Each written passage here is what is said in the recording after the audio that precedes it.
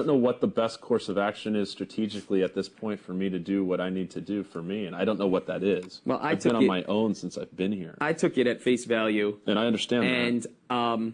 And I protected you and opted to keep you in the game. And I'm not holding that over your head.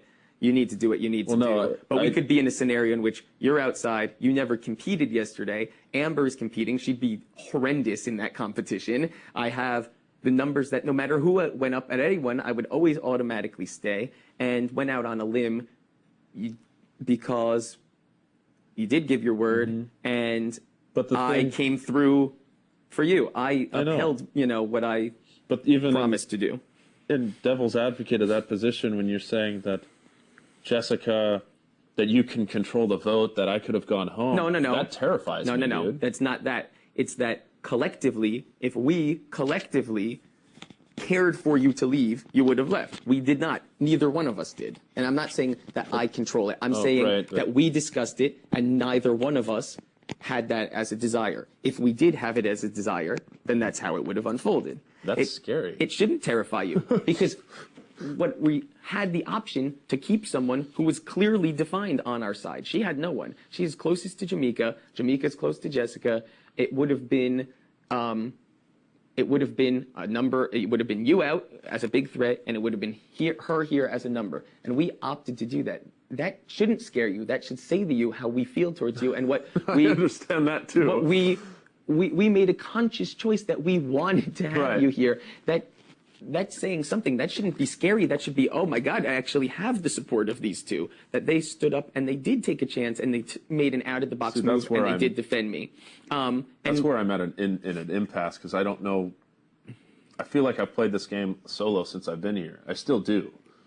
I mean, I know that Dick has stuck his neck out for me on certain occasions and probably screwed me over. At least so he'd have you believe, right? There was one point where I thought that he helped me out, but I don't agree with his tactics by any means. But there are positives to all the players that are in this game except for Jamaica. I guarantee that. Well, I can tell you for a fact, and I'm not going to bury Jamaica. How to present the situation. I don't want to, say this or whatever, but I'm sure that anyone would attest to this or whatever. We were up in these little meetings for 3 weeks whenever that shit was going on, and for 3 weeks, the week that Joe went up, the week that Mike went up, and the week that Nick went up, who do you think Jamaica's suggestion was?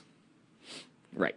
Of course. So you can say that it's scary what we bring to you, but we've never gone after you. And in fact, we actually made a conscious choice to want you to be here instead of someone who we actually, were close with at a time in this game. I mean, there was a time that Amber and I, really got along quite well and spent plenty of time together. When push comes to shove, might it have been a difficult choice for her? Yes, I know that Amber would have never put me up or voted me out ever. And I still took this, that as a decision because I thought that I valued what you brought to the game. I thought your thinking was similar to my thinking.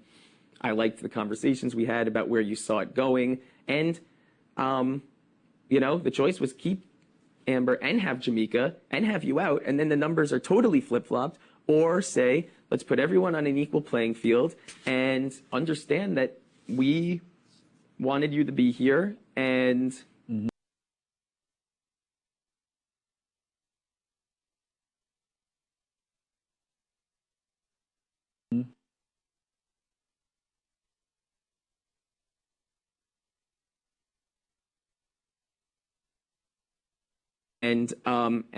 I clearly intended on upholding it, because if I didn't, I would have voted against you, because there'd be no value in me keeping you if I wasn't going to uphold it. There's no reason. It's a waste of an HOH week for me to come after you when I could have just gotten you out right then. And I also know that, in confidence, I said stuff to both you and Jessica about the POV. I know that was discussed with Dick. That was approached by them to us first. I know, but it almost came out verbatim to what I said to you guys. At that point, after they said, it was the same thing. They came to us saying, you said this stuff or whatever, and basically all we said was, well, that's funny, because in true floater fashion, he said the opposite to us. He came to you guys and said this about us, and he came to us and said this about you guys.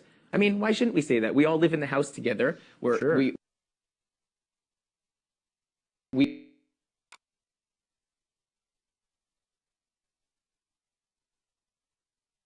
I don't find that the trust is there with either. To be honest, I don't find the trust with either Jess or yourself, and I don't find it with Dick or Danielle. I'm in a very hard spot to really figure out how to lean onto one side. I don't think you well, don't.